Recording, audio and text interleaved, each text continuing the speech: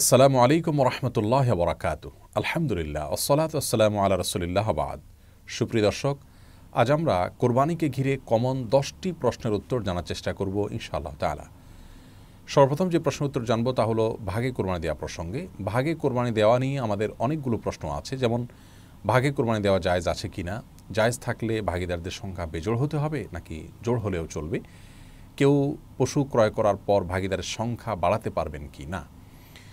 এর সংক্ষিপ্ত উত্তর হলো যে গরু এবং ওট বড় পশুতে ভাগে কোরবানি দেওয়া যাবে এবং সর্বোচ্চ 7 জন ব্যক্তির তরফ থেকে গরু এবং ওট যথেষ্ট হবে। এটি সংখ্যাগরিষ্ঠ উলামায়ে কেরামের মত এবং এটি দলিলের দিক থেকে সমৃদ্ধ এবং বিশুদ্ধতর মত। আর কোরবানি ভাগিদারদের সংখ্যা বেজোড় হতে হবে এমন কোনো বাধ্যবাধকতা নেই। জোড় বেজোড় যে কোনো সংখ্যক ভাগিদার হতে পারবেন, সর্বোচ্চ 7 পর্যন্ত। তবে একটি ভাগ একাধিক ব্যক্তি নিতে পারবেন না বা একাধিক ব্যক্তির তরফ থেকে একটি ভাগ হতে পারবে না। আর কোরবানির পশু কেনার পর কেউ যদি ভাগিদারের সংখ্যা বাড়াতে চান তাহলে সেটি তিনি করতে পারবেন। ধরুন দুজন মিলে কোরবানি করবেন বলে পশু ক্রয় করেছেন, তৃতীয় আরেকজনকে তারা যুক্ত করলেন, এটি জায়েজ আছে। দ্বিতীয় প্রশ্ন হলো জবের সময় যাদের পক্ষ থেকে কোরবানি করা হচ্ছে তাদের নামের তালিকা পাঠ করা আবশ্যক কিনা। এর সরল এবং সহজ উত্তর হলো এটি জরুরি কিংবা আবশ্যক নয়। তবে যদি কেউ করতে পারেন তাহলে সেটি ভালো, মুস্তাহাব। সহিহ মুসলিমের হাদিসে বর্ণিত হয়েছে রাসূল করিম সাল্লাল্লাহু আলাইহি সাল্লাম তার কোরবানি পশু জবাই করার সময় বলেছিলেন, বিসমিল্লাহ আল্লাহুম্মা তাকাব্বালহু মিন মুহাম্মদ ওয়া মিন আলি মুহাম্মদ ওয়া মিন উম্মতি মুহাম্মদ। যার অর্থ হলো, আল্লাহ আমি আপনার নামে এটি জবাই করা শুরু করছি, আপনি এটাকে কবুল করুন মুহাম্মদের পক্ষ থেকে, তার পরিবারের তরফ থেকে, তার উম্মতের তরফ থেকে। এই জন্য কোরবানি যাদের পক্ষ থেকে করা হচ্ছে জবের আগে তাদের নামগুলো উল্লেখ করে, নাম পাশাপাশি বাবার নাম এভাবে যদি উল্লেখ করা হয় অমুকের সন্তান অমুক, এরকমভাবে সবার নাম উল্লেখ করে যদি বলা হয় আল্লাহ সবার তরফ থেকে আপনি কোরবানি কবুল করেন, এরপরে ছুরি চালনা করা হয়, এটি মুস্তাহাব, এটি উত্তম, জরুরি বা আবশ্যক কোনো বিষয় নয়। তৃতীয় প্রশ্ন হলো কোরবানির গোশত ভাগিদারদের মাঝে যদি অনুমান করে বন্টন করা হয় সেটি উচিত হবে কি না। এর উত্তর হলো না, এটি উচিত হবে না, বরং যথাসম্ভব পরিমাপ করে সমান হারে সবার মধ্যে বন্টন করা উচিত এবং কর্তব্য। এটা অনুমান করে ভাগ করা উচিত নয়। 4 নম্বর প্রশ্ন হলো গোশত কয় ভাগ করতে হবে, 3 ভাগ করা আবশ্যক কিনা।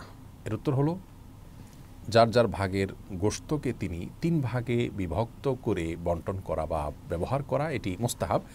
1 ভাগ নিজের জন্য, 1 ভাগ আত্মীয় স্বজন প্রতিবেশী তাদের জন্য, এমনকি যিনি কোরবানি করেছেন এমন কাউকে উপহার হিসেবে পাঠানো যেতে পারে।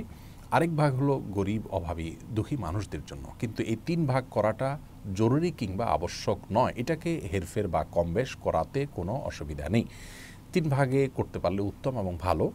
আপনি চাইলে গরিবকে একটু বাড়িয়ে দিলেন কিংবা প্রতিবেশীদের জন্য একটু বেশি রাখলেন কিংবা আপনি নিজের জন্য একটু বেশি রাখলেন, তাতে কোরবানির কোনো অসুবিধা হবে না।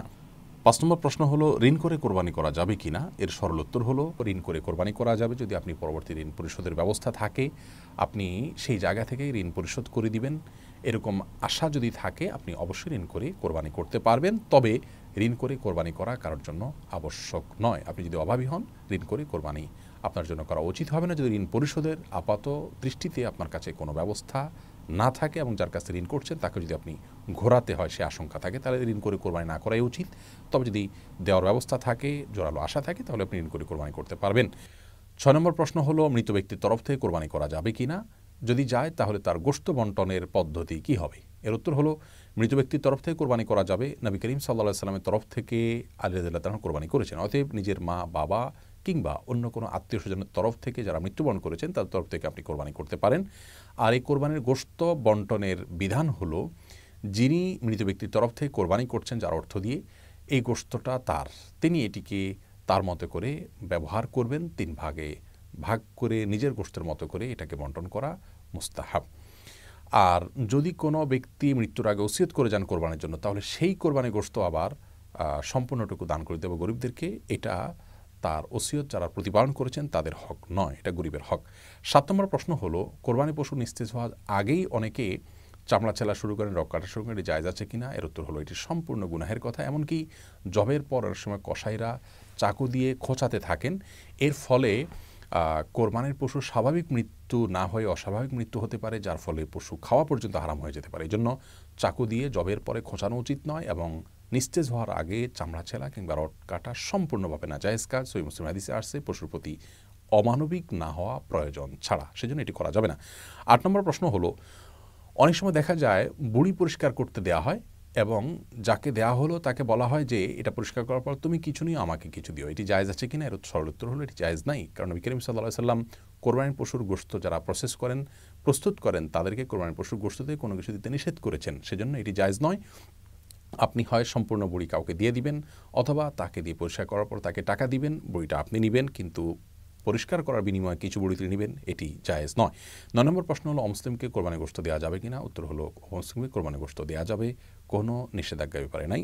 ১০ নম্বর প্রশ্ন হলো কোরবানি গোশত কতদিন রেখে খাওয়া যাবে, ফ্রিজে রেখে খাওয়া যাবে কিনা? এর উত্তর হলো যে কোরবানি গোশত ফ্রিজে রেখে খাওয়া যাবে, এবং কতদিন রেখে খাবেন এটি একান্তই আপনার ব্যাপার। এক্ষেত্রে শরীয়ত কোনো সীমানা নির্ধারণ করে দেয়নি যে এর মধ্যে কোরবানি গোশত খেয়ে শেষ করতে হবে।